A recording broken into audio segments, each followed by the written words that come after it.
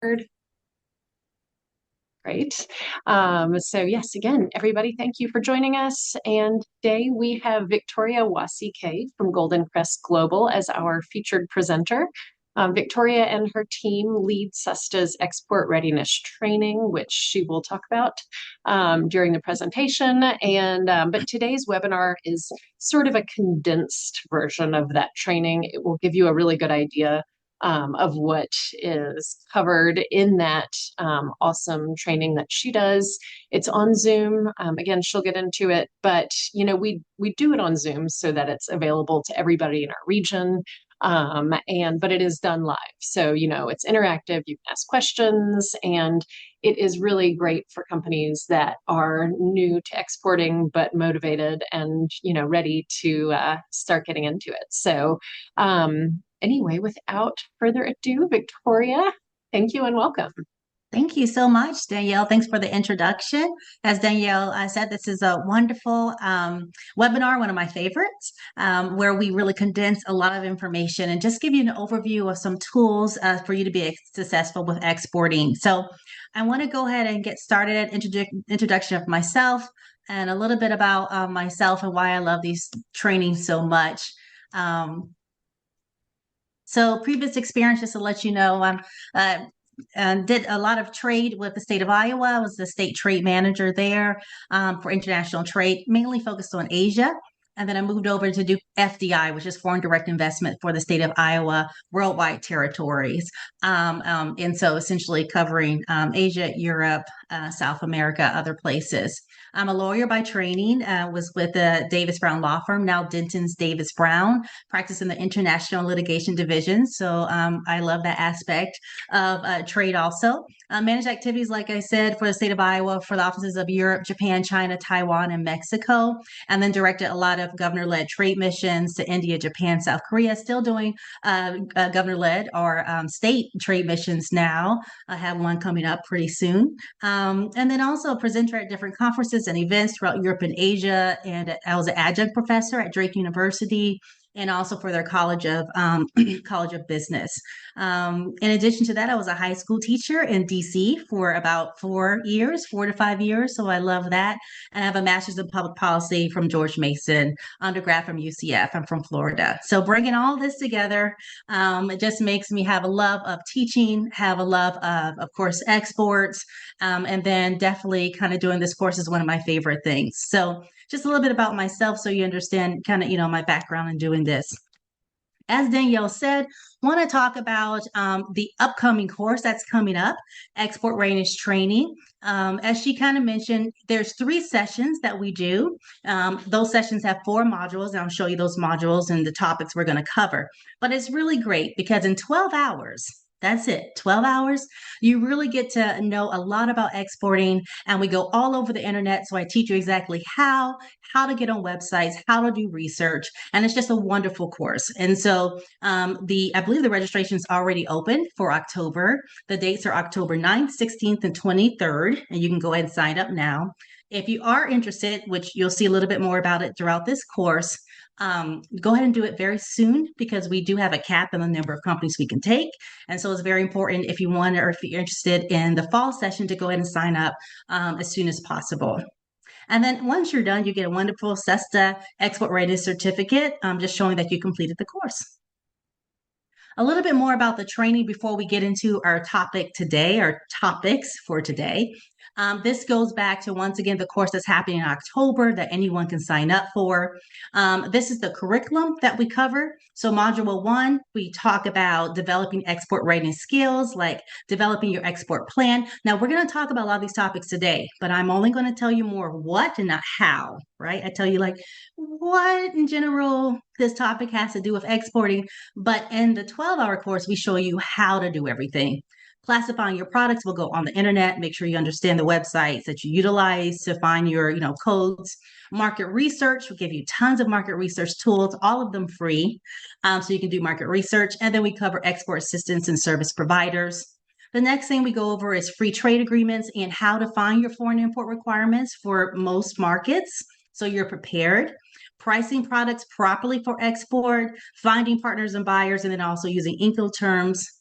And then finally, we usually have a freight forwarder join us or international banker join us for the last session. And we talk about, of course, navigating shipping logistics and all kind of like regulations you have to kind of consider, and then export documentation and shipping documentation. And then finally about, financing or, also different kind of sales tools you can utilize or types of payments you can utilize to get paid.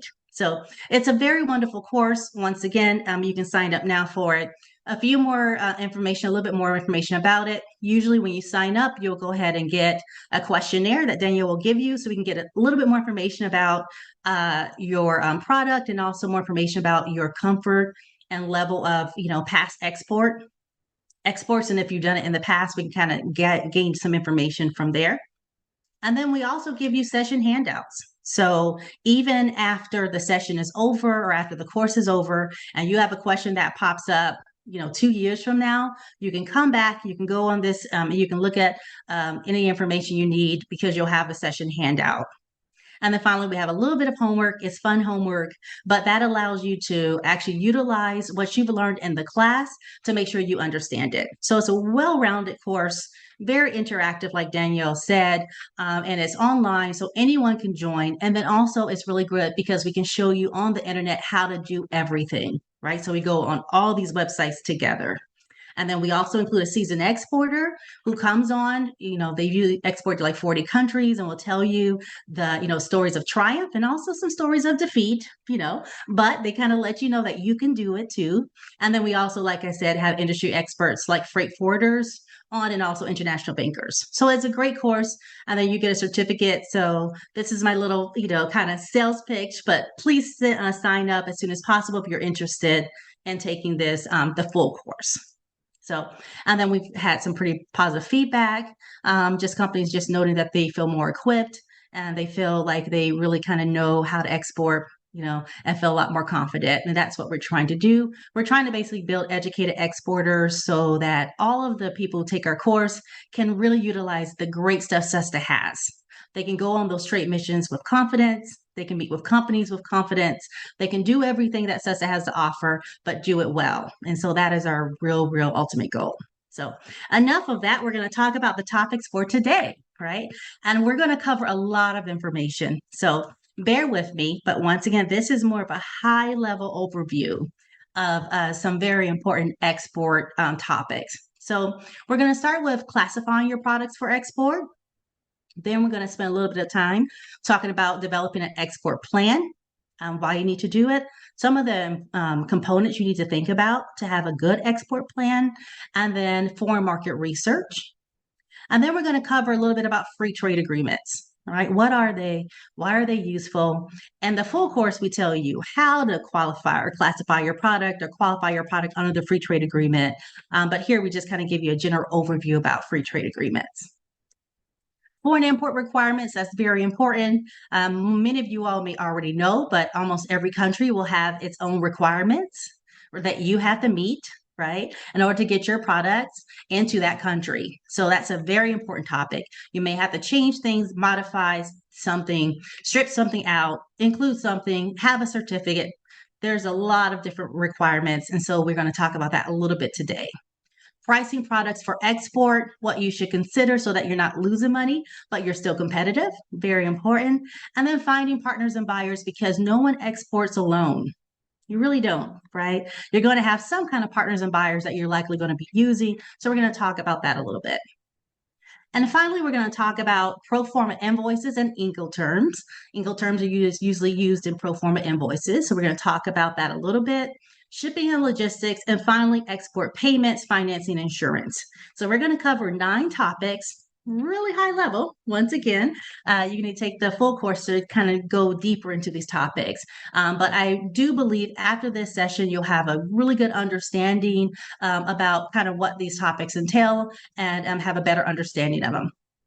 So let's start with topic 1, classifying products for export. Okay.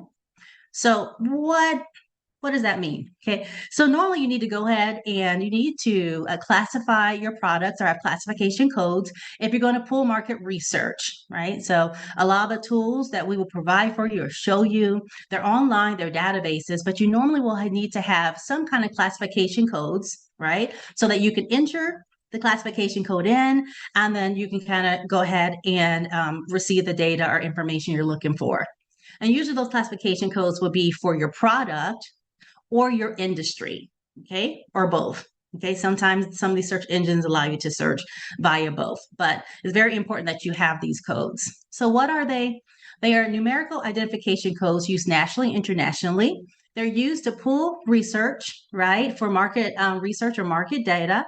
And then also they're used when you ship your goods overseas, right? Because you wonder, okay, so how is it that, when your product is being imported overseas, they know what kind of tariff to assess on your product. Usually, of course, because you'll have a classification code that is used. And so that's also, it's used for that. It also is used for the US government to also collect research, right? Or collect data too.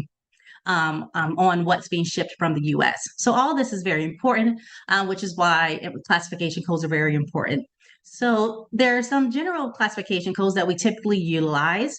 The HS code is a 6-digit number, and is the first six-digit number or first 6 digits of the 10-digit Schedule B number. Okay, so if you see a website that says enter your class or HS code, okay, or you see a website that says enter your Schedule B number, the HS code is just going to be the first 6 digits of this longer Schedule B number. So here's my example here. I don't know if you can see my cursor here, but this is the one for coffee, believe it or not, right? So it's like coffee, and they're very specific. The more digits you have, the more specific. And we'll talk about it if you take the full course, it's the chapter and, this and this and that. But really, so this is the full Schedule B number right here for coffee. It's coffee roasted, non-decaffeinated. Okay. And so the first 6 digits would be the HS code. So if it's asking me to put my HS code in, I'll be putting the first 6 digits of this. Okay. And then if they ask for the Schedule B number, I'll be utilizing the full 10 digits. And there is a website that you go on that you pull this number, you put a description of your product. Once again, you can take the course so you can we can show you that in more detail. And then it'll give you the full 10-digit number, the Schedule B, and the first 6 will be your HS code. Now, normally these other digits will specify, and it'll kind of give you a little bit more detail about the product. So when I have 0010, that means it's organic. Okay, and there's another one for non-organic. So all of these just really specify and give you more information about what type of product it is. Okay. So another popular way that you're going to pull data, if you would like to, depending on which source you're using to find information about how your sales are doing abroad, or just kind of background information, so you know more about your industry. You can utilize a NAICS code. Okay, the NAICS code is broader than the HS code or the Schedule B number. Those are product specific codes. But the NAICS code is pretty much for your whole industry, right? So instead of when you're looking at, maybe like a muffin in particular, the NAICS code might be like something broader, like baked goods or something like that, or just it's a broader code. And so that's very helpful if you want to pull information. How is your industry doing as a whole? Which we'll talk about that in a little bit in a second. So these are important things to know, and make sure you kind of have them down and make sure they're handy, right? Because not only you're going to need this information for when you ship your product, but you're also going to need this information to conduct market research. And usually these are actually, not usually, they are maintained by the U.S. Census Bureau. And so when you actually go ahead and go onto the websites where you find these codes, that's managed by the U.S. Census Bureau. Let's talk about an export plan and foreign market research. We talked about what you need to conduct foreign market research. Normally, you need your HS code, the first 6 digits of the 10-digit Schedule B number, right? Or the NAICS code when you want to research your industry. And so we're going to start off with an industry analysis. But let's talk about an export plan. What's the use of it? right? Why do I need one? In the more detailed class that we're going to have in October, we talk a little bit more in general terms of you kind of conducting an internal kind of review of your company. Is everybody on board? Is everyone ready? You know, because exporting usually involves more people in your office than just you. People have to make decisions, right? There's going to be money involved, marketing involved. And so we kind of look at that. But another thing we kind of look at is actually the product, which we'll talk about in a second, that you're going to go ahead and ship. And then you want to go ahead and have an idea of what are going to be your key markets. Okay. And so as you are trying to drill down where you want to focus your efforts, right? Then the export plan is very helpful. So you can kind of narrow down your exporting efforts to maybe a few countries initially, but you want to make sure that these are good countries for you to go ahead and start exporting. Now, the reason why you want to do this is because not only do you want to be able to take advantage of all of SESTA has to offer. Let's say SESTA has a trade show going to Taiwan next year, right? And we're going to teach you some tools that if that's announced, you're ready to go. You know how to do the market research about Taiwan. You know how to go and do the foreign import requirements about Taiwan. You know how to, make sure everything is right, change your labels if necessary, all that great stuff. But you also want to be proactive, not just wait for, an event to come. You want to say, okay, well, this year I want to go ahead and export to 3 countries, right? And be proactive about it. And the export plan allows you to narrow down those countries and figure out where you want to go. So you kind of start with the industry analysis. That's really high level. How is my industry doing in different markets, right? How does it fare? So if we're talking about, let's say we're just talking about baked goods. Okay. Are they trending in Europe? Or are they declining? Are they trending in Asia? Right? Are they picking up steam in Asia where, traditionally there are not a lot of baked goods, but now there are? How is it looking in South America? Right? As a whole industry, just making those general kind of thoughts and analysis there. So you want to kind of look at how does your industry fare, and it helps you to identify growing, emerging, and successful markets, right? So once you do the data, and we'll show you how to pull data if you take that full course, you can kind of say, well, my industry as a whole is doing pretty well in Europe, or it's declining in the Middle East, or it's rising in Africa, right? Or West Africa, be more specific, and kind of helps you look at that. Then you're going to move over, you're going to start doing a little bit more detailed research, right? You want to now kind of look at your target markets. So let's say you said, okay, well, it looks like baked goods are doing really good in Asia, right, as a whole. Now, let me see if I can maybe kind of pinpoint some markets that might be useful for me to explore in Asia, right? So this helps you determine the best foreign markets, maybe countries or areas or region, and it also kind of helps you to see, okay, which areas have been the fastest growing. And the data doesn't lie, right? We're going to teach you how to actually look at that data. You'll pull it up and you'll compare country to country, industry to industry. You'll do comparisons and you'll say, wow, the data is saying that this is a great trend going on in Malaysia, right? However, in this country, in Singapore, no, right? And so you're going to pull that data and have a better understanding of which markets to target, right? And so then you can be proactive. And then once you figure out those key markets, you say, okay, well, let's go ahead and say, we're going to go ahead and say Malaysia is a great market. Okay. Then you need to go ahead and drill down and have a better understanding of that market. And you need to go ahead and research the business environment, right? How does it work there? Do you need to get a distributor? How does that work? What is the economy? What is the culture, right? Is there a Muslim population? Can you have certain items? Do they have to be halal? What is the issue there, right? Do they like certain colors? Do they not like certain colors? Do you have to translate? Probably so. Your labels or not, right? So this helps you to kind of go into and look at that market in particular and realize obstacles and that kind of stuff, right? It helps you narrow down options. And then also you want to consider free trade agreements. So we're going to talk about this in more detail in a second, but it really is going to help you to go ahead and see if you can reduce or eliminate tariffs. And that might help you make a decision, right? There's no free trade agreement with this country in this market, right? Identify Asia as maybe a growing market, but there is a free trade agreement with these 2 countries. Right. And we'll talk about why that is helpful, but it can really increase your competitiveness for your product. So these are just some things you want to think about when you pull market research. Of course, we'll show you how and exact websites for you to go on that are free during the training, but then also help you to develop a plan so you can be proactive and go after countries while also taking advantage of other situations that you hear about, right? So it's just the best of both worlds. The next thing you also want to look at is a product assessment, right? So you want to look at your products because not all products are going to be great for all markets, right? So if you have one product, it might be a little easier. If you have multiple products, something spicy, something not, something saucy, something not, you want to go ahead and you want to make sure you do analysis of your product. And we'll show you how to do that and just kind of list what are the product strengths or weaknesses and why you might want to export them. Okay. So going to free trade agreements, why are they important? You're going to hear them all the time.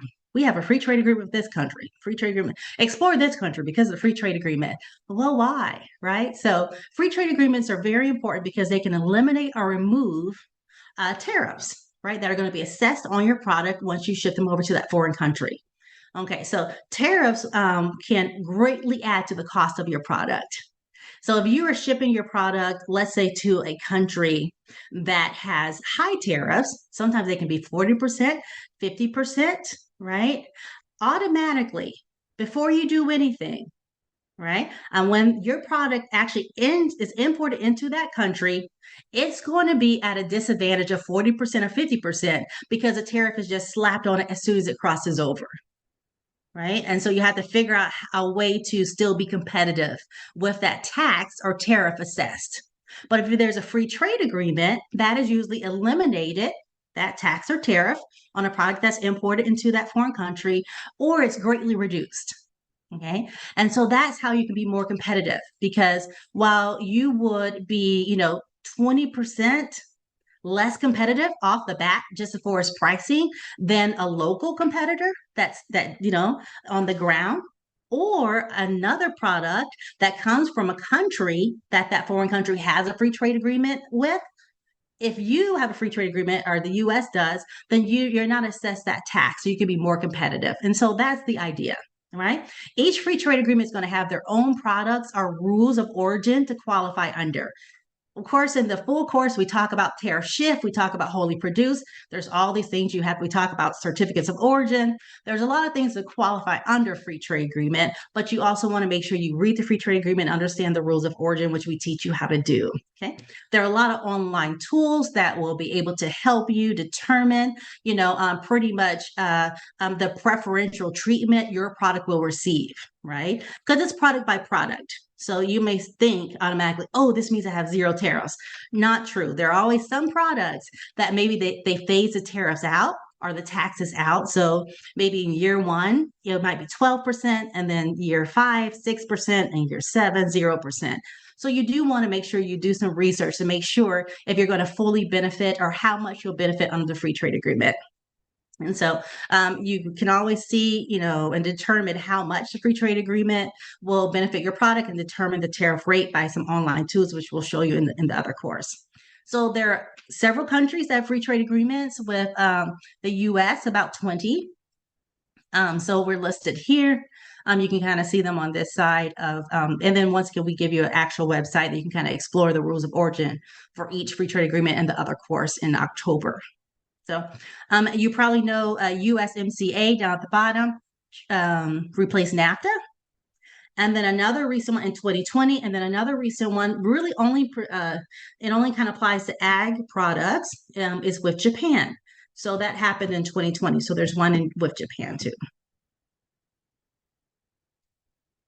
So once again, you're doing all this research because you want to be proactive. You want to know which markets to pursue and which markets you shouldn't waste your time in, right? At least initially when you're first started out, right? What are those trade barriers? What are some things I need to avoid? Oh, this country is much easier to penetrate and get into than another country. So once you do your market research, you can find the largest, fastest growing, and simplest market to penetrate. Now that sounds all good, right? But it's harder than that, right? Because you want to do the market research. But if you can have like 2 of those things, right? Fastest and simplest and growing and simplest, then you're doing really good. Right. And you want to go ahead and use all the data and research so you can determine which ones you want to look at. Sometimes it's best to test one market and then move on to secondary ones. Sometimes people are out there and they have 5 markets going on at one time, but it's up to you, depending on your skill and your comfortability. Sometimes people like to focus on like a region, let's say the Middle East totally, right? Like we'll focus on the Middle East. And that might be more cost effective because you think, okay, it'd be the similar translation, similar culture. However, we're going to get to foreign import requirements because just because you think the country is similar does not mean those countries have separate rules. You have 2 countries right next to each other, maybe Saudi Arabia and the UAE are close by, right? And one country allows, red dye and one country doesn't. One country allows this food coloring, one country doesn't.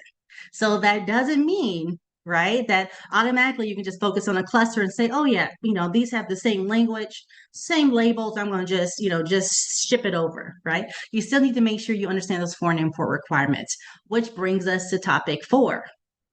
Foreign import requirements. Very, very, very, very, very important. Because if you do not comply, your product will not get in, right? Or it's going to be detained and your customer is not going to be very happy. So every country and region will have its own foreign import requirements that must be adhered to. And I just say, just like the US, we want to protect our citizens.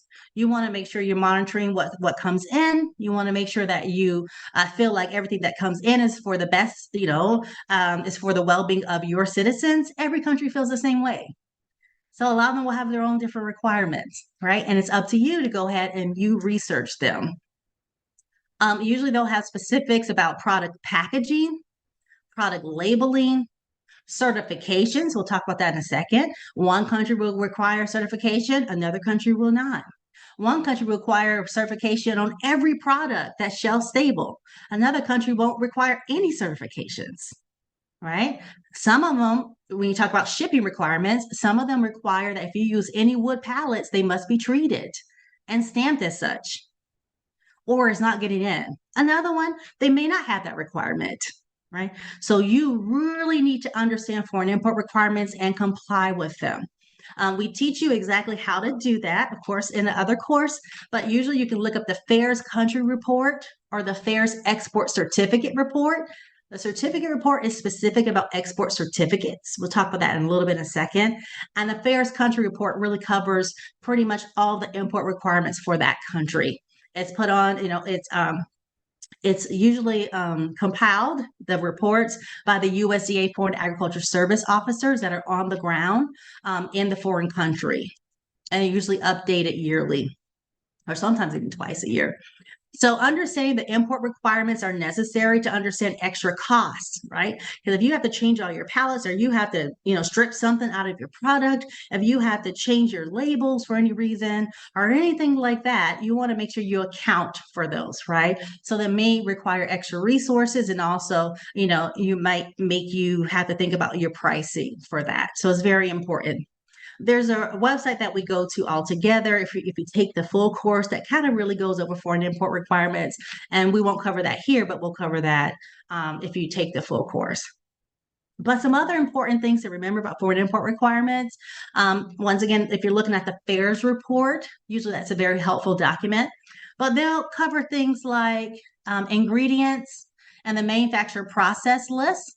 Okay, so what type of ingredients are allowed, or if you have to list your ingredients. Some countries like Japan, you have to list your ingredients and you have to list or, kind of show your manufacturing process list. And for some companies, they don't want to do that. So we had one seasoned exporter, brilliant exporter all over the world. But when it came to Japan, they spent so much time market research, understanding everything. And I guess they didn't look at the foreign import requirements first, right? And so after doing all this legwork, determining Japan was a perfect place, they ran the foreign import requirements. They now had to give a list of their ingredients and also their manufacturing process list. And they said, oh no, this is proprietary. We can't do it. So they wasted all that time, right? But if you read the foreign import requirements first, you say, okay, this is what's needed to get into this country, and this won't work for us. It's all, if it does, if you're fine with it, then that's fine. Thousands of companies ship to Japan, right? But for that company, it was a no-go, right? But they found out after they did all this legwork. So that's why this is a very important step. For labeling, they will tell you exactly if your labels need to be changed or updated or something like that. Packaging is very important, like I said, even as far as packaging for your product, but also packaging as far as shipping. Especially nowadays, there's so many different recycling rules, little stamps you need in the foreign country. Like I said, with your wood pallets, a lot of times they have to be pre-treated. Just so many different things. But how would you know, right? You can't guess. So you want to always look up the foreign import requirements. Food safety, a lot of things will be you can't have this, you can have this additive, and especially as far as different rules, you want to definitely check that. Then they also have things about like requirements for sanitary, which is meat requirements, and phytosanitary. If you're just doing fruit and vegetables, they'll kind of tell you what you need to do. If there's certificates you need for those, which normally you do need a certificate. And then, different import rules and procedures. Just like with that manufacturing list and ingredients list, they'll tell you what you need, the documents you need to get your product into that country. Okay. And if they have any kind of trade facilitation, like free trade agreements or how do you ship samples, right, for a trade show, usually all that information is in the foreign import requirements. So one final thing about foreign import requirements, as I said before, normally you're going to need some certificates for certain products. So sanitary certificates, usually for meat products. In the full course, we actually show you how to get your sanitary certificate, or the steps, the websites. Phytosanitary, we do the same thing. If you have just like a food product, meaning fruit or vegetable, non-processed. And then sometimes, let's say UAE, if you want to ship to Dubai, any shelf stable product is going to need a FDA certificate, right? And so we show you how to get the FDA certificate. But you may think Japan doesn't have that requirement, but the UAE does, right? For any product that's shelf stable. They also want, a certificate of origin for every product for Dubai, but other countries don't have this requirement, right? You're going to have a certificate of origin, of course, if you're using a free trade agreement. But some countries, even without the free trade agreement, you're going to need a certificate of origin. So all these are important. We teach you how to get all these things and learn all the stuff in the October course. But at least read the foreign import requirements so you know what you need is very important. So we're going to move on to pricing products for export. When you price products, it's important to examine the pricing and quoting from within your company to develop an export pricing strategy. That's very important. And then also examine the price as it is externally represented to the buyer, or the landed cost, when you go ahead and now tack on all the other prices associated with getting your product over to the foreign country, right? So you want to do analysis from within, and we'll show you some things you want to consider. Those are things like, okay, the cost for, hiring a representative on the ground, the cost for changing my labels, actual costs associated with exporting, right? And then you want to determine all the extra costs, of course, when it's landed to the buyer, the transportation costs, the tariffs and everything like that, to really understand if you're going to be cost effective and competitive in that market. And this is each market, right? Because each market might require different things.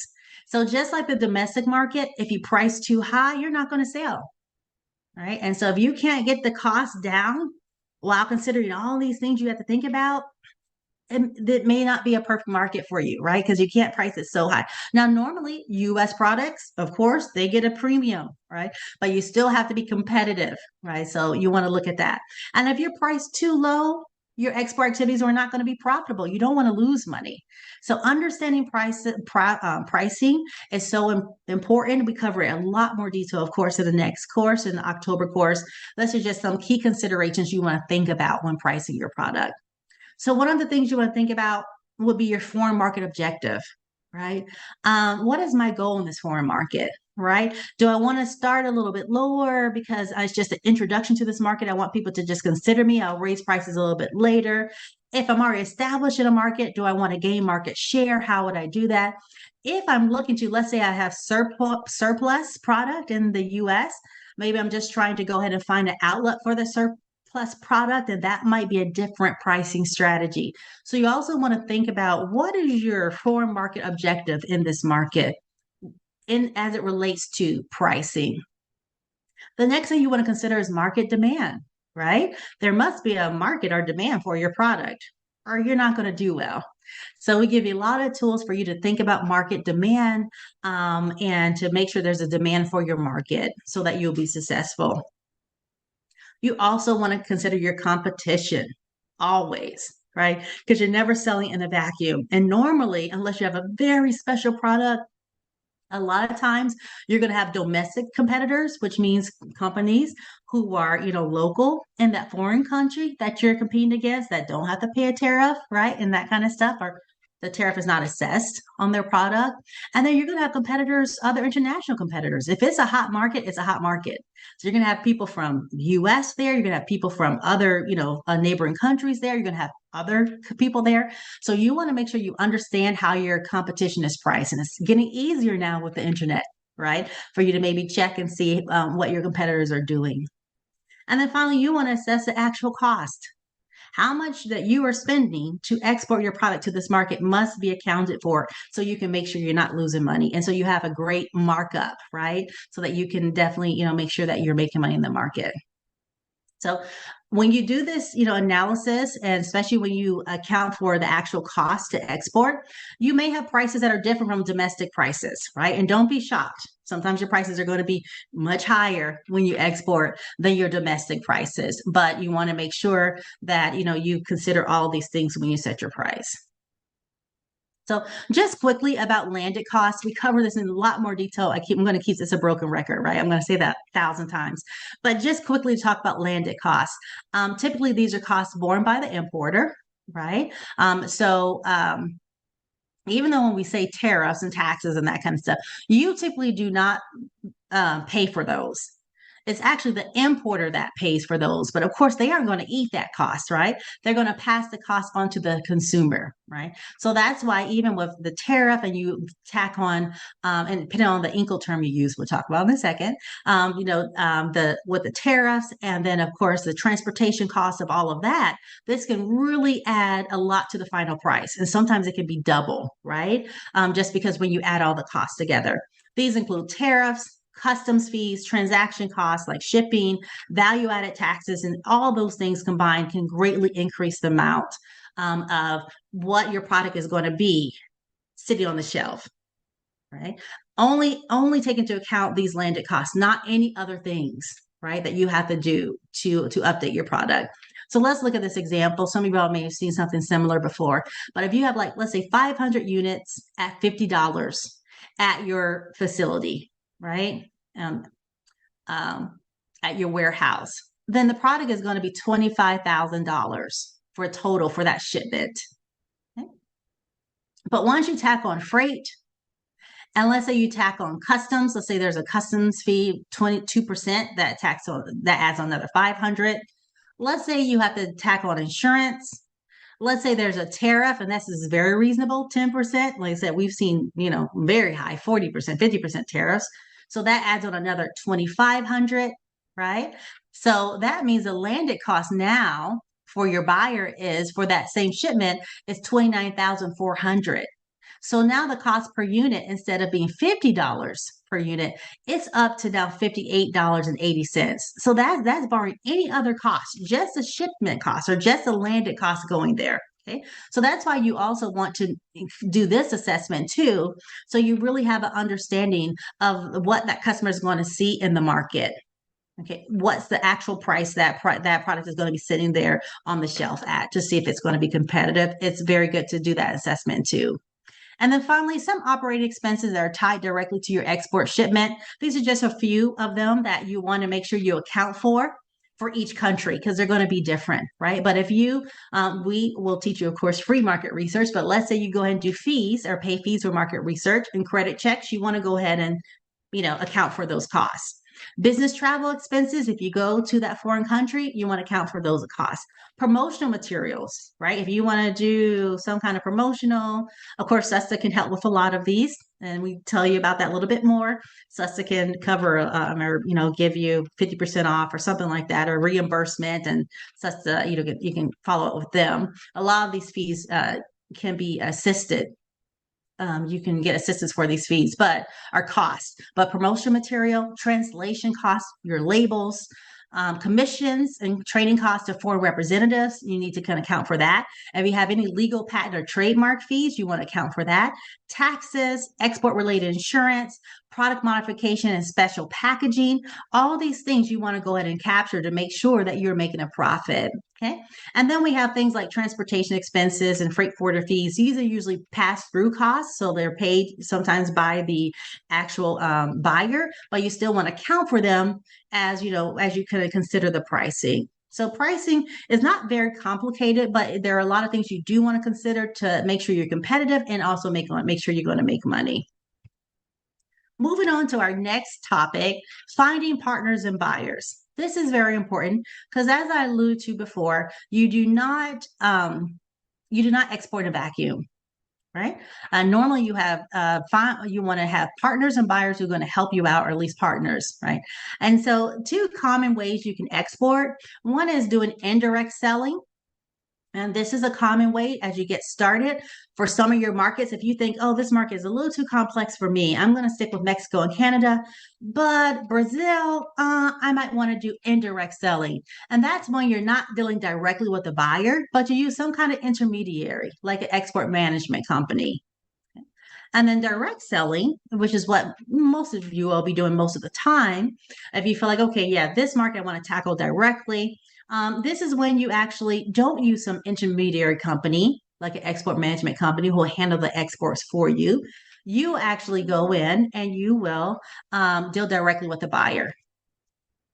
I am going to hold for 1 second because it says my battery is low on my computer. So let me just stop and mute and I'll come right back in a second. I don't want it to go away. Hold on 1 second.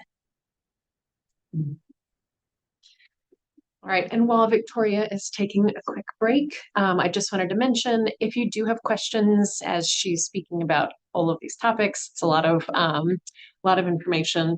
Feel free to go ahead and in the Q&A or the chat, and we'll get to them at the end. So it won't interrupt the discussion or the presentation, but we'll get to everything at the end. Thank you, Danielle. And ta-da, I'm back. It was scaring me. My computer kept getting darker and darker. I'm like, whoa, what is going on? Okay, great. Thank you for letting me do that little detour. But going back to direct selling, it has its advantages, right? You have more control over your exports, more control over the pricing, more control over how you're selling your exports. A lot of great advantages, right? You get higher profits because you're not, of course, giving some of your profits over to an intermediary. You can set lower prices. You can be more competitive, and you are closer to the customer, right? You have your ear to the ground. You can hear if things are shifting, people are not liking something. You are just closer to the market, so that's an advantage, right? If you direct sell, it can be, you have disadvantages too, because of course, if you're direct selling, which most of you are going to likely be doing, it takes up more time, personnel, and resources, right? Because exporting is not something you can just do on the weekends. You have to be dedicated, right? A longer time for product awareness because you're going to be trying to figure out ways to get your product noticed in the market with ads or, in-store examples or samples or something like that. And you may have less knowledge and experience, so it might take you a little bit of a learning curve. But either way is fine and is really market specific. So once again, you might want to start in Canada, Mexico, free trade agreement or something like that. And you're just like, these are the reasons why I want to start direct selling here. And then I might do indirect selling if an opportunity arises, but I feel like I'm not yet ready for it, right? To conquer it. And so a lot of times you're also going to kind of need to line up your assistants in different markets, right? These can include a sales rep. Sometimes you want to hire a sales rep in the local market. Usually a sales rep is just that, a sales rep. They typically, they don't take ownership of your product and, they don't have liability. They just go out and take your brochure and do sales, right? Agents is a little different. They may sell, but they usually have power of attorney to bind you. So whenever you do a contract, you want to be very clear on what kind of contract you're getting into, right? Because if you have an agent and they have the power to actually bind your company, they might say, "Oh yes, we can get that product in by 2 weeks, in 2 weeks," and you can't, right? But they've already bound you. So it's very important you understand, whether they have power of attorney or not, or whether they have power to enter into agreements for you or not. Distributors are very similar that you probably dealt with in the US. Of course, distributors, they kind of um, they actually will go ahead and take ownership of the product. Will have ample amounts of product on hand, so they can, of course, restock with the retailer. And then sometimes you can kind of go directly with the retailers, and you can try to sell there. And now with the internet, you can also sell directly to end users. So there are a lot of ways you can kind of get into a market. We talk about a lot more once again in the other course, but the main thing is you need to do proper due diligence. Okay, you have to do proper due diligence. It's so, so, so important. So, a few things you want to consider when you're trying to figure out who you might need on the ground. And another one quick thing about proper due diligence, you always want to have an end date, right? Or how you can get out of a contract. We have so many people come to us and they say, "Well, I have a contractor in India, he's not performing. We've had to pay him for 5 years and we have no way how and the contract doesn't specify an exit strategy." Right. And so they're paying this guy for years and years and years and years, and they have no way out. So you want to make sure, and we talk about this a lot more in the other class, but you want to make sure you have a lot of details in your contracts, some kind of, a date when it ends, a termination clause, how it can end, right, and that kind of stuff. You want metrics in there. You want to be very clear, right, on how, and the guidelines and how you're actually hiring this help. So things to consider, the size of the sales force, of course, of the people you're hiring. If it's just a little group of two, that might be all you need, right? But if they sell you that they have 40 and they really only have two people, then of course it might be a problem. So making sure that you feel like they have a adequate size. Sales records, you can always ask them for, records from previous clients they've worked for or companies they've worked for to make sure that they're able to sell your product effectively. Territorial analysis, being very clear about where they're going to sell your product. Are they going to help you? Let's say you have a contract for Japan. Are they going to help you only in Tokyo? They're going to help you in Tokyo and Osaka, or different, all over the country. Or you have a regional person. Are they going to help you only in Japan and South Korea, but not other markets? You want to make sure you really understand the territorial analysis. Product mix. A lot of times, of course, these helpers on the ground will have other products, right, that they are selling. So you want to make sure that they are complementary, but not competitive to your product, right? That gets kind of tricky. So you want to make sure you really understand what other products that they're dealing with. Facilities and equipment. This is so important, especially with food. If you need like cold storage, or if you need any kind of special requirements, and if they're distributors and they're going to be having a lot of your product, you want to make sure that the facilities are adequate. And they're adequate, right? Especially if it's in a hot climate or something like that, or a cold climate, and your product needs to be kept at a certain temperature or something like that. You want to make sure you really understand what they have. Marketing policies. If you are going to have them market your product, let's say, what kind of marketing do they do? Do they have Instagram kind of influencers? Do they have old school kind of just, kind of knocking on the door? What do they do? And what are their strengths, right? You want to make sure you understand. And what are those policies? Customer profiles. Once again, who else have they helped?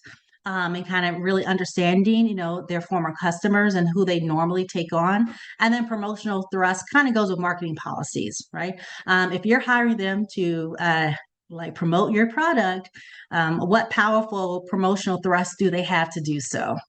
But doing proper due diligence, like I said, and really understanding. We've had some people say, okay, in Europe, I thought I was just kind of hiring someone free sale or that kind of stuff, like a freelance person.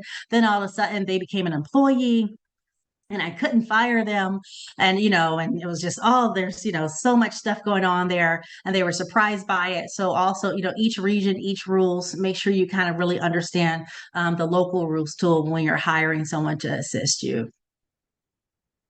So finding buyers, we're going to point to, of course, SISTA, right? Because SISTA has so many great programs, inbound buyers programs, trade missions, trade shows. They also can kind of, help you, of course, with networking, with websites. You can definitely also kind of look at having websites translated and that kind of stuff, and trade industry events. But definitely starting with SESTA to go ahead and meet with buyers face to face is always a great tool. And then during the full training, Danielle comes in and she explains all what SESTA has to offer. And tells you kind of how to sign up for things. So that's very helpful. We're getting kind of going to the end here. Number 7, the next topic is pro forma invoices and Incoterms.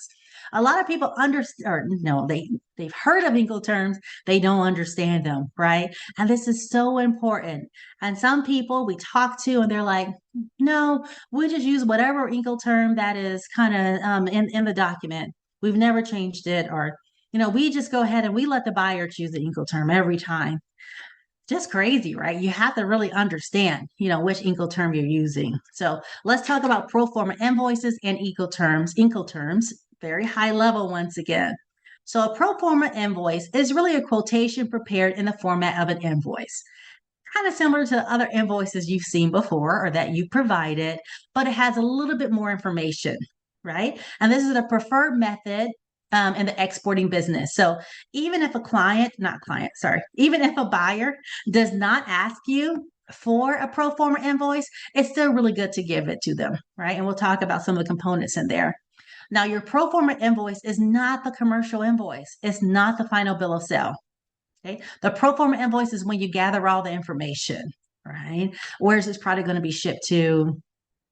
Which Incoterm is used, the method of payment, is there insurance involved? All that stuff you're kind of gathering on information to put into the pro forma invoice. But this is not the final bill of sale. This is where you have a meeting of the minds with your buyer. Okay. And then basically the next step would be to create the commercial invoice that has a lot of the same information of the pro forma invoice, but that's the final bill of sale. And that's the final bill of sale that will accompany your product. Okay, and the commercial invoices is, of course, what the customs agents over in the foreign country will use to assess your tariffs and all that information. So once again, pro forma invoices, it will include more details than you're used to in writing quotations, but the extra detail can save time and prevent errors later on, right? So there's no confusion, right? And so 2 things you want to have already nailed and already considered before you fill out your pro forma invoice. And what is your pricing strategy? You don't want to be caught short, right? You're at a trade show and someone's like, "Oh, I love your product," and you're kind of moving forward. You have a buyer, you're ready to do the pro forma invoice, but you haven't really thought about your pricing strategy. So you are not sure if you're going to lose money, right? So that's one thing you definitely do not want to do, right? So you want to have your pricing strategy for that country, for that product, really nailed down. The next thing you want to do is consider your level of risk for the shipment. And that's where the Incoterm comes in.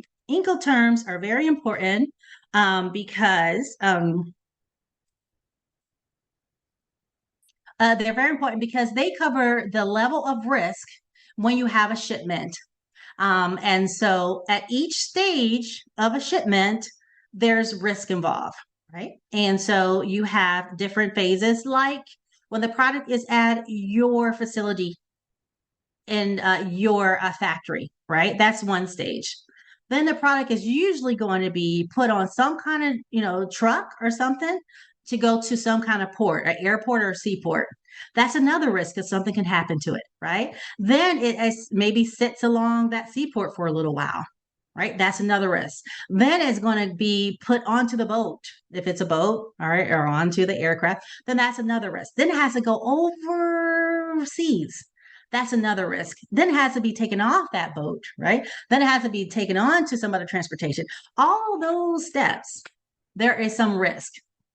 And so basically, Incoterm spells out who bears the risk at each level or each step in the shipment process.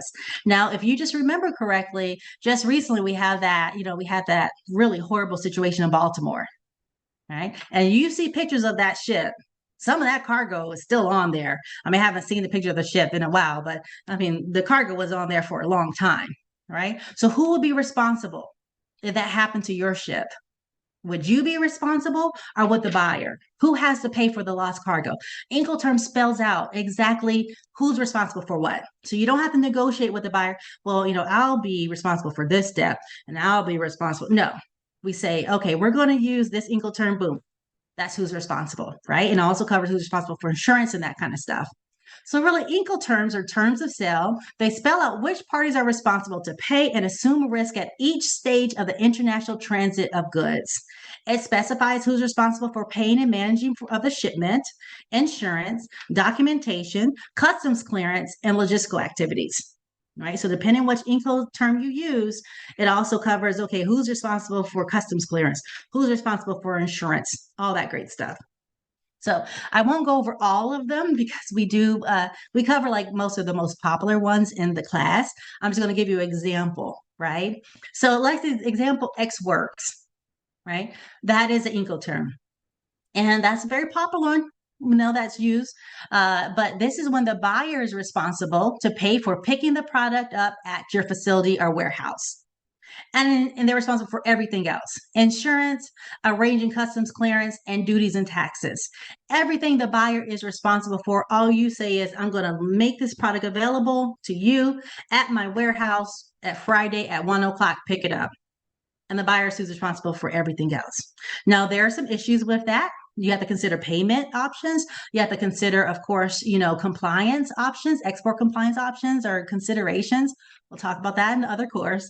But still, that is one of the Ex Works or one of the Incoterms.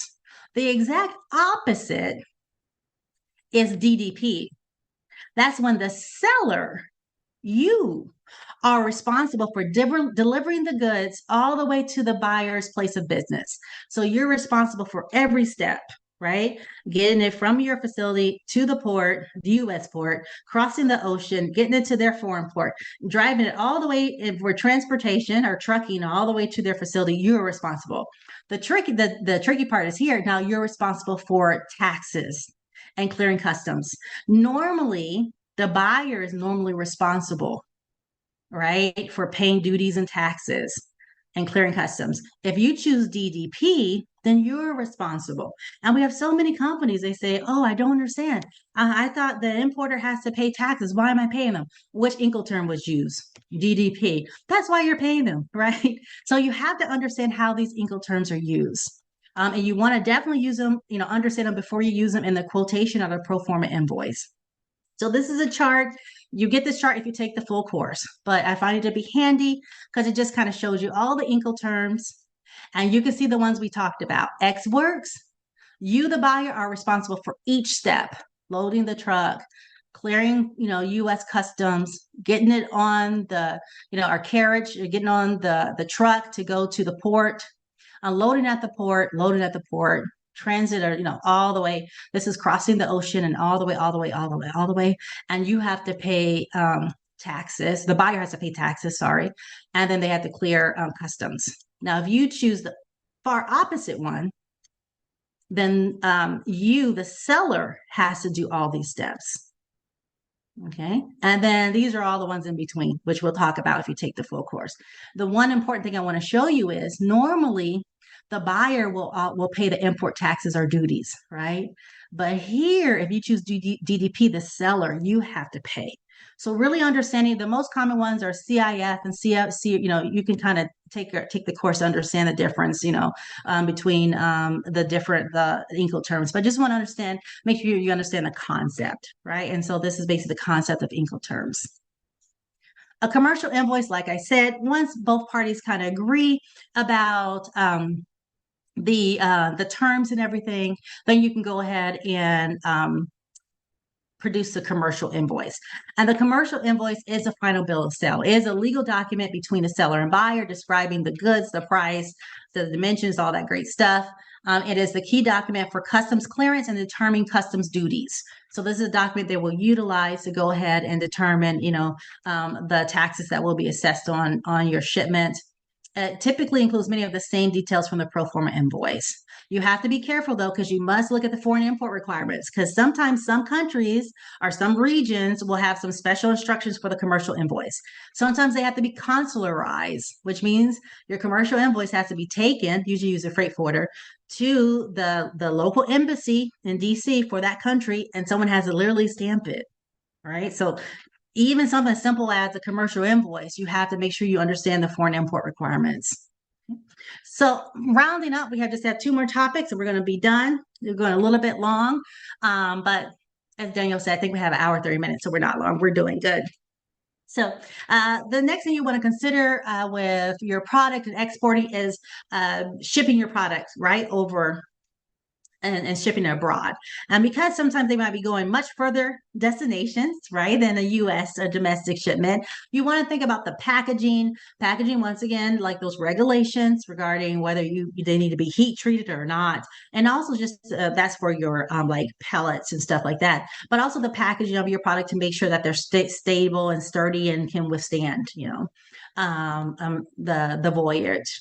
The labeling is very important. Sometimes if you have certain products and certifications, you have to have a certain labels stamped out there. Like if you have a sanitary certificate, they make you put like an exporter's mark out there. So as part of reading the regulations, right? But making sure that any labels that you may need are properly affixed to your product is very helpful. Insurance requirements. Normally, the Incoterm will dictate who pays insurance, but we do also cover the types of insurance, cargo insurance, and that kind of stuff. But it's very important that you have insurance and you understand who's responsible for it, right? And then regulations and export regulations and that kind of stuff. So these are all some of the things you want to think about. This will ensure if you consider these four things, the package is your product is packaged correctly, so it arrives in good condition, is labeled correctly to ensure that goods are handled properly, arrive on time and in the right place, documented correctly to meet U.S. and foreign government requirements, and insured, right? So that you can guard yourself against damage and loss. So usually the person who helps you with those things will be the freight forwarder. The freight forwarder is your friend. And normally we have a freight forwarder come in and be a guest speaker as we cover this in the October course, but it's just so helpful. The freight forwarder can help you with all kind of stuff. Not only with the foreign import requirements, now you need to know them yourself because a lot of things you're going to need to know prior to reaching out to a freight forwarder, like if you have to change your product and the taste wise, or if you have to change, some additive in your product or something like that. But, things like, does your commercial invoice need to be consularized and stuff like that? The freight forwarder will definitely know some of this information. So the freight forwarder is an agent that ships cargo to an overseas destination. They're typically familiar with foreign countries, import rules and regulations, right? U.S. government regulations, different shipping methods, and necessary documents. But of course, you are responsible. So you need to look at those yourself. Normally, you want one that's licensed by the International Air Transport Association, IATA, to handle air freight, and then also the Federal Maritime Commission. If they're not licensed, basically you're using a broker. So basically, you're paying added costs instead of going straight to a freight forwarder. But they can help with a lot of things like preparing quotations. If you need to know like the cost of shipments for your pro forma invoices, like freight costs, port charges, cost of special documentation, like consularized commercial invoices, insurance costs, their own handling fees. They're a wealth of information. They also can assist with recommending and assisting with packaging based on the packaging requirements, right? If the country requires certain kind of packaging, they can help you with that. We're reviewing letters of credit. We're going to talk about letters of credit really briefly. Once again, we bring in the international banker in the full course, but a lot of times you want the freight forwarder to review your letters of credit because there can be discrepancies that can cause you money or cause non-payment, right? And half the battle is having your freight forwarder review to make sure everything looks good and everything is doable in there. You're not promising a crazy date. You didn't pick a crazy port or something like that, right? Commercial invoices, they can help with that, and packing lists and other things. They can reserve board on an ocean vessel, very helpful. Now the lead time is much less than it was like 2 years ago with COVID, but you still want to utilize them to reserve space. Arrange with customs brokers to ensure compliance. Usually they have their own in-house custom broker or people who they use on the ground in a foreign country prepares bill of lading and special documentation. They can have goods shipped to a specific time frame or within a specific time frame or warehousing. And then they can, help you forward documents as needed.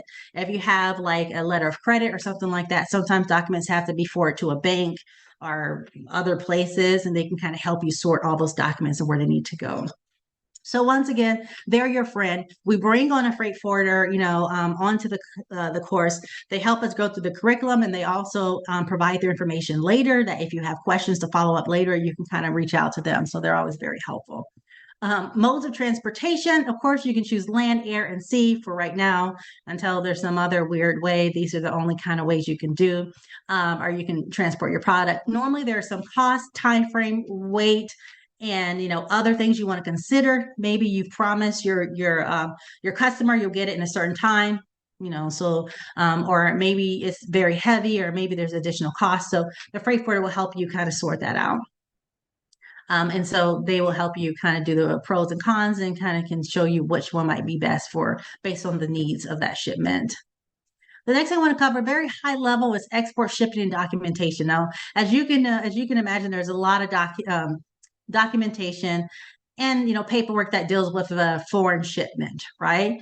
But a few things that we cover in the main course are the commercial and consular invoices, if it's needed to get consular one, pre-shipment inspections. That's kind of deals with different certificates. So let's say your phytosanitary certificate, you're going to have a pre-shipment inspection.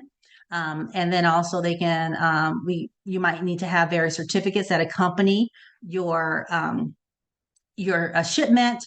Export controls, we're going to talk about that in a little bit. And then there's a lot of documents used in the movement of goods, like the bill of lading and the shipper's instruction and the packing list. So the freight forwarder will be able to help you with a lot of this stuff, but it's just important that you know. Okay, so one of the most important things, and the only thing that the U.S. government requires when you ship, right? All these other things we've been talking about, and there's been so many, right? Certificate of origin, different certificates, FDA certificate, blah blah blah, all that, right? All of that is basically what the foreign country requires, not the U.S. That's what we call them, foreign import requirements, right? There's only really one thing that the U.S. requires for its export controls, and that is the electronic export information, the EEI. Usually your freight forwarder can actually help you kind of file this document. But it must be filed electronically by a business, freight forwarder, or a third party. You have to, of course, if it's done by a third party, give them permission to do that. Normally for your freight forwarder, that is included in the shipper's instructions. You have like a little clause in there saying that you give them power to file this document. Usually they do it by using AES Direct. It's like an electronic kind of way to file. And there's some parameters which we talk about later. It has to be one shipment under one Schedule B over $2,500. There's some parameters, but essentially, for let's just say for most goods, you're going to have to file this information. So basically, in conjunction with this, you have to either designate if you need an export license, right? By the U.S. government require you to have an export license, or if you don't need one. Normally for ag products, you won't need an export license. So when they file this AES Direct, they're going to use this, that saying that your product is designated EAR 99. That means that no license is needed. And that's 90% of the cases with food products. However, if you're shipping to an embargo company or country, not a company, country, then you will need an export license, right? And you'll have to go ahead and get one before you can ship. Or if your product has some kind of military use, which likely won't be your products, but let's say if your product has some kind of military use, a dual use, sometimes like ball bearings, you won't think ball bearings could be a military use, but apparently they can go into a bomb or something. So the government requires you to have an export license for a wide range of products, but normally not ag related. So normally your freight forwarder can assist you with filling out this document. And this is the most important document as far as export controls that's required by the U.S. government. Okay. But it's usually a seamless process as long as your food's not going to and not in an embargo country. So the freight forwarder and the customs brokers, they're usually familiar with documents, but basically the exporter is ultimately responsible for the accuracy of those documents. So you want to make sure that you understand what the freight forwarder is doing on your behalf, right? So finally, a few things as far as this topic. Other documents that the freight forwarder will help you with is the export packing list. Pretty much what you think it is, right? Just a list of all the packages in your shipment and the weights and sizes and that kind of dimensions and that kind of stuff. Shippers instructions are very important. This is pretty much the Bible for your shipment, right? If you have any special instructions, like the documents have to be forwarded, to this bank, or this owner has to get it, or something, our documents have to be sent over here or there, or anything like that. Any special instructions, they have to be put in the shipper's instructions or it didn't happen. Right. So it's very important you make sure that any special requests are put in there. The bill of lading is pretty much like, the bill of sale and as far as your product being shipped. And then finally, the airway bill is equivalent to a bill of lading if you are kind of shipping via air. So we cover these in lot more detail, but that's just an overview of some of the documents. The last topic we're going to cover, export payments, financing, and insurance. Very important because your whole purpose of exporting is to get paid, at least in my opinion, right? And so you want to make sure you get paid for your exports. So there are a variety of tools or payment tools depending on the level of trust and credit worthiness of the buyer. And that's what you're trying to see, right? We're going to cover different types of tools like cash in advance or letters of credit. But basically, the reason why you use these tools would be, I don't really know that buyer so well, right? So let me use this kind of tool. Let me make sure they pay in advance. I kind of know that buyer a little bit, so I'm going to go ahead and let them use documentary collection. I don't trust that buyer, but I like his bank, so I'm going to use a letter of credit. So really, the type of method you're using is really based on the trust and credit worthiness of the buyer. Or you can say, well, this is the Whole Foods of Brazil. Of course, I trust them. I'm going to just go ahead and do an open account. I'll let them pay in 30 days. Right. So it all depends, right? And it's a case by case basis. Each buyer, you want to do this assessment. Sometimes the buyers are very insistent. They say, no matter what, I don't want a letter of credit, or I don't want this, I demand this kind of payment, take it or leave it. And if that's the case, you need to go ahead and now think about doing the credit insurance by the Ex-Im Bank, which we talk about in the other course, right? Because sometimes buyers are insistent on the type of payment they want to use. But order from the least secure for you, sorry, the most secure for you and the least secure for you for the importer. We'll see that it's like an inverse relationship, right? So cash in advance is the safest for you, right? That's when you're paid in advance before you ship your product. So you're not worried. You have the money, right? But it's the most riskiest for the importer because you have their money and you haven't sent the product. So they have to trust you, right? So that can cause problems too. The next level is letters of credit, right? So that is the next safest one for the buyer, right? So that's when you say, well, I don't really know about this customer or this buyer, but I like his bank. Okay. So, he's going to use his credit with his bank to go ahead and get a letter of credit. Okay. And so that also can be confirmed by a U.S. bank if your U.S. bank wants to do that. Now that gives you more, security, but once again, it proposes a risk for the buyer. Then documentary collection is pretty much when basically once the product is shipped, the documents are sent to the buyer's bank. And then the buyer goes ahead and the bank pays you, right? The issue with the thing with this is they're just moving paperwork around. With a letter of credit, the buyer agrees to pay in the event that, the bank agrees to pay in the event that the buyer defaults for a letter of credit, right? So you have that protection from the bank. Documentary collection, there's no such protection. So why use it? And this is the most common one, actually. Well, it's good to use because the buyer can see at least products were shipped. They can see, right? Because they pay once their bank receives shipment documents. So at least they have the reassurance that you actually shipped something, right? And because the documents will sometimes spell out things. So it'll say 40 bushels of oranges and so and so and so. And so they can kind of see what was shipped too. right? So sometimes this is preferred. Well, even though the buyer's bank doesn't agree to pay when he defaults, essentially the buyer has that assurance that some products were shipped, and kind of look at some of the documents that tells about the products, and then the buyer can go ahead and send payment. But of course, that leaves you open to risk. Okay. And the final one is an open account. And that's just like, you're basically saying, here's the product, pay me in 30 days, pay me in 90 days. So that's a great thing. Buyers love that, right? And sometimes they may insist, well, all my other, all my other product, vendors and stuff like that will allow me to open an account. You better let me too. I'm going to go with somebody else.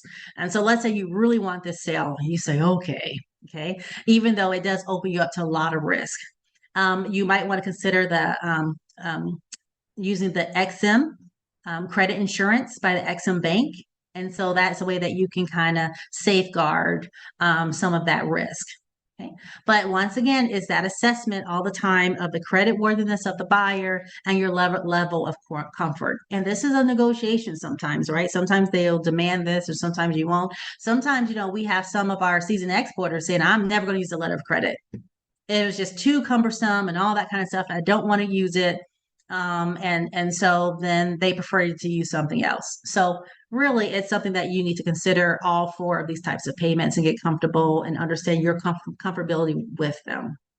Finally, we're going to go over a few other things you want to consider.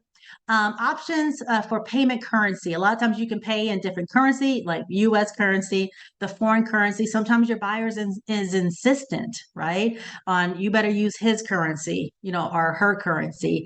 If that's the case, you want to think of utilizing some tools that your international banker can give you to mitigate that risk of foreign exchange rates. But that is real, right? Sometimes, especially if there's turmoil in a country, and if there's a quick difference in the exchange rate, your buyer maybe could have paid a month, this month, but by next month, the devaluation of his currency is so great, he literally cannot pay, right? And so that's one of the things you kind of want to go ahead and see. Maybe you can do a forward contract with the international banker that can help safeguard that and utilize tools to minimize it. And then payment problems. Not everything's going to be smooth, right? So sometimes you want to avoid non-payment issues. If you feel like, the person is is really trying, maybe they had, some issues out of their control, or earthquake or something like that, who knows, right? Sometimes you want to go ahead and try to work with them. But if not, then you want to consider mediation, arbitration, and other options. So and I believe, one last thing. If you need some help with financing your exports, then some tools, we won't cover them, we just do high level here, but the XM Bank has a lot of different tools for financing exports, and they also, once again, offer export credit insurance if you want to kind of safeguard some of your riskier payment options. The SBA also has a export working capital loan program, and so we provide you with links during the full course of this. And then the USDA has a very limited program, limited in scope and scale.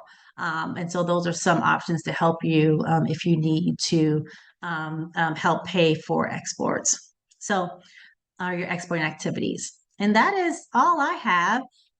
Just a quick reminder about the full training. You want to sign up today with Danielle, limited spaces. So these are the dates again, the 9th, the 16th, or the 23rd.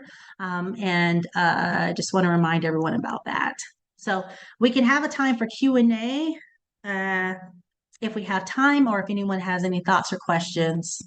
Yeah, absolutely. We have some time. If anybody has any questions, I know that was a lot of information to take It's in. always so much information. Yes. But a great overview. People are always calling and emailing with questions tied to all of these kinds of, real like nuts and bolts of how to be successful. I mean, all of these things have to be attended to when you're exporting. So now is the time to ask questions, or I will also be sending everybody an email later today with the link to the recording of the webinar. And I'll also send the link to register for export readiness training if you're interested. It is those 3 Wednesdays in October. And yeah, it's intense, but it's great. So for any companies that are interested, we look forward to welcoming you. We have some spots still available. All right. Well, I am not seeing any questions come in. Oh, someone had a question there. Oh, here we go. How much or parts of details that SESTA legal department to support for this program? Uh,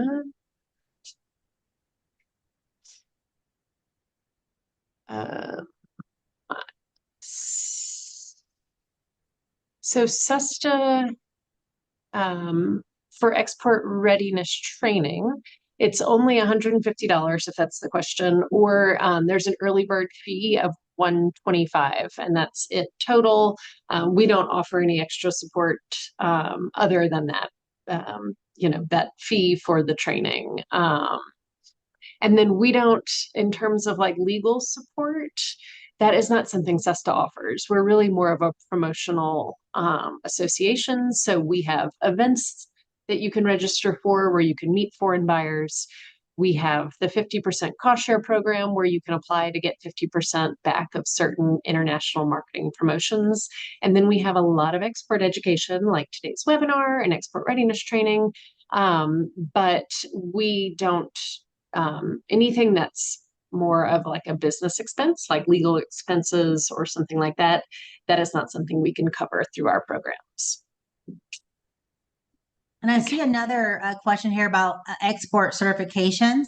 So yes, there are several export certifications. So the ones that are related to food safety, for normally the people who sign up for this course would be the phytosanitary certificate. That is any product that is basically non-processed vegetables or fruit, right? The sanitary certificate would be certificates that are needed for non-processed meat. Certificate of free sale, or sometimes it's called the certificate fit for human consumption, is provided by the FDA. Some countries require it for all products, even if they're shelf stable, like the UAE. That's another one provided by the FDA. Another one would be a certificate of free sale from your Department of Agriculture. A lot of the countries will allow you to do either one. And we go over all of this in great detail during the 12-hour course. Another one would be a certificate or certification of origin. If you're using a free trade agreement where you have to certify the origin of your products, and we teach you how to do that. Usually there's some kind of process you have to certify your products utilizing a tariff shift or something like that, a process. So that's to qualify under a free trade agreement. And then some countries like the UAE just require a certificate of origin, and those are ones that are provided to you by your local chamber of commerce. So those are the main ones we cover in the 12-hour class, and those usually are the main ones that people will need in general. So I hope that was helpful. Great. Okay, next one says, I need more specifics. So the 12-hour sessions might fit that bill, indeed. Will there be follow-up with me and SESTA? There can be, absolutely. If, after training, if there's more things that you want to discuss or like narrow in on something, we have other educational options. We have a helpline that is for, real specific questions and help. And we have consultations with our consultants that are based around the world. So if you've identified a particular foreign market that you're interested in, those folks can help as well. And can we get specifics on qualified buyers? So if we're talking about, doing let's say a trade mission with SESTA, yes. I mean, our consultants, again, who are based in whatever market we're doing the trade mission, they have vetted the buyers and made sure that they're qualified and legitimate. But export readiness training, we're not bringing buyers in for that. That is purely educational. There's no buyer meeting attached to export readiness training. It is just, purely educational to learn about the export process. Mhm, mhm.